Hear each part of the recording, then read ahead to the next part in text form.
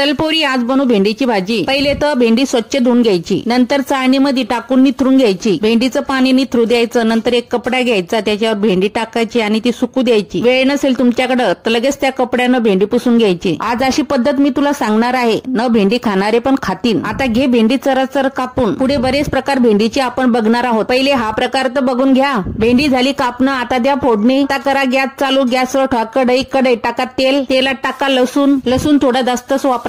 लसणाला सोबती हिरवी मिरची। जोपर्यंत लसूण हिरवी मिरची होत नाही लाल, तोपर्यंत भेंडी टाकायची नाही। लाल झाली की लगेच भेंडी टाकायची। भेंडी टाकल्यानंतर 1 मिनिट झाकण ठेवायचं आणि लगेच काढायचं। झाकण ठेवल्यानं होईल चिकटपणा दूर। भेंडीचा चिकटपणा दूर झाला की लगेच शेंगदाण्याचा कूट आणि मीठ टाकायचं। शेंगदाण्याचा कूट मात्र जास्त टाकायचा नाही। 2 मिनिटं फ्राय करत राहायचं, नंतर कोथिंबीर टाकायची। बाजारातून भेंडी नेहमी कवळी बघून आणायची। झाली आता भेंडीची भाजी, घ्या खाऊन। पोरी बघतेस काय, ठोक एक लाईक। बघ पोरी, भेंडी खायचं आणि भेंडी सारखं व्हायचं।